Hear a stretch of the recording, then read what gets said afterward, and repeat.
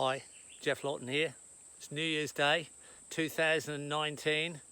What a great year 2018 was. We're really making headway.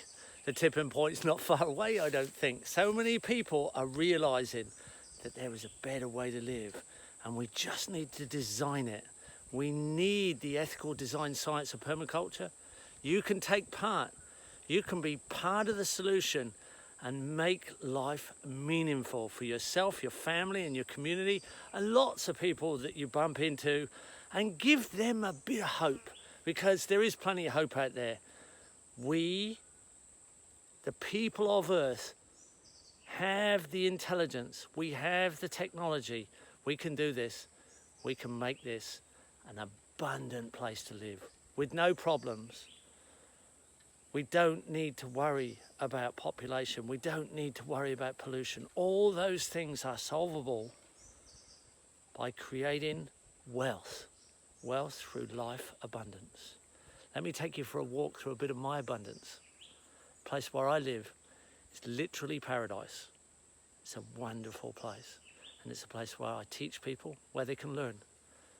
And where we learn from the systems that we develop and allow them to demonstrate their evolutions. You too can easily be involved in this kind of meaningful, life-rich engagement. This is where I live. This is Paradise Dam.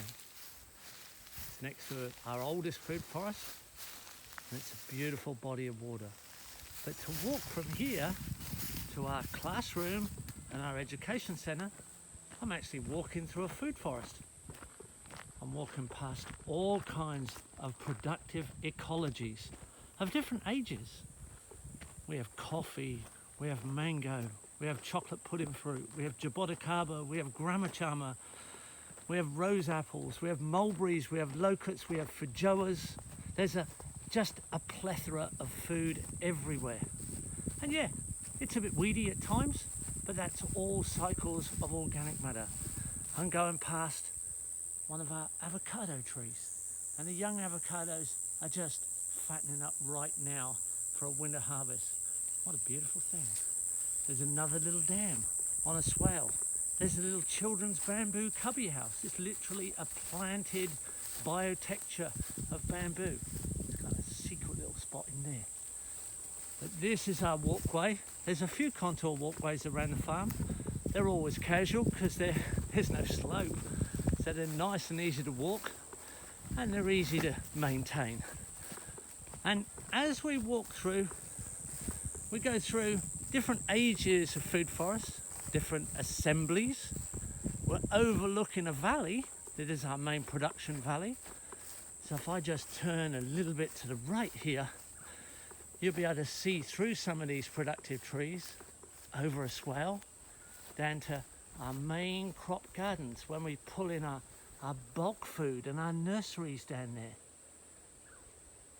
And this is endlessly evolving into more and more productive permanence.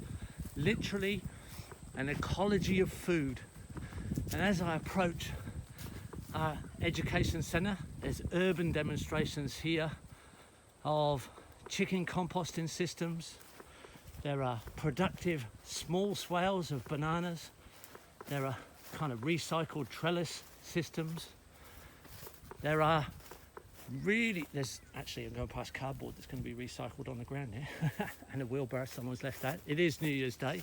Most people are taking it easy. We've still got wheelbarrows full of mulch around.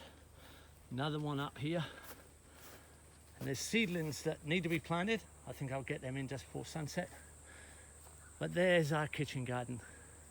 It's a really diverse food system, all on contour. You look out of the main commercial kitchen window over there at eye level to food. There's no better way for a chef to decide what's for dinner than to see it still growing outside. But this is a large kitchen garden, but it's an enormous diversity of herbs and vegetables.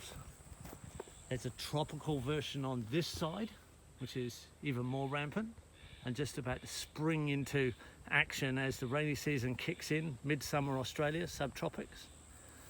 There's different ages of crop in here.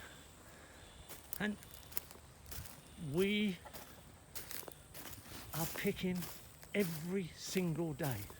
It's an endless production of diversity, which is all high in minerals, it's all nutrient dense, and it's all a wonderful thing to be involved with.